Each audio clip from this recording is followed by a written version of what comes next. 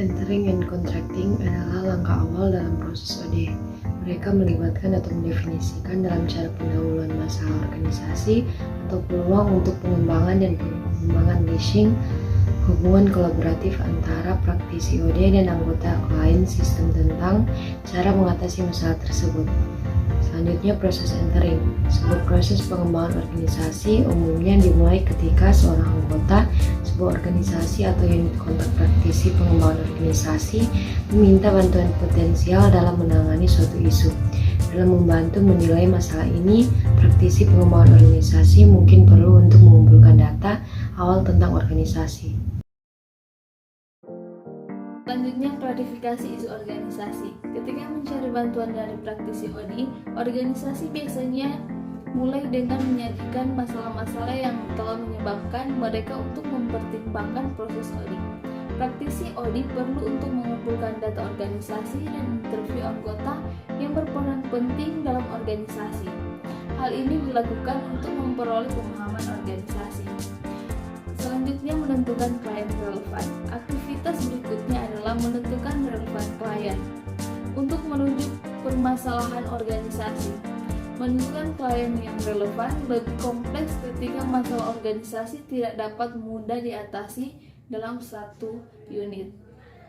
Klien mungkin termasuk anggota dari semua departemen yang terlibat dalam konflik serta eksekutif terhadap semua laporan departemen. Jika konflik antar departemen juga melibatkan pemasok dan pelanggan dari luar perusahaan, klien yang relevan mungkin termasuk anggota kelompok-kelompok. Selanjutnya saya akan menjelaskan tentang controlling dan pemilihan praktisi OD atau Organization Development.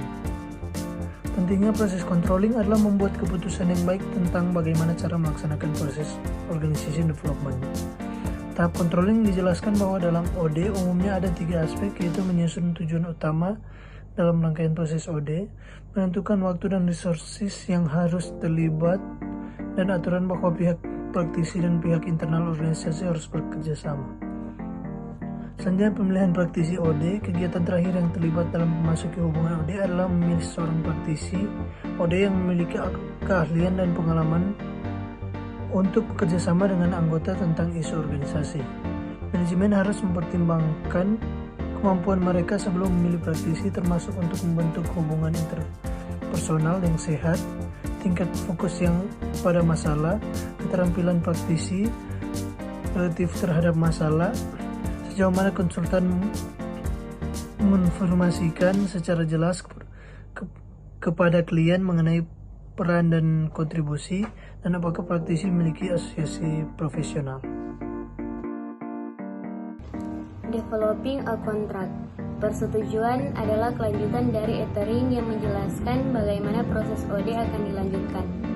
Dalam persetujuan ini terdapat bagaimana harapan para pihak, waktu dan sumber daya akan dikeluarkan, dan aturan dasar di mana para pihak akan beroperasi.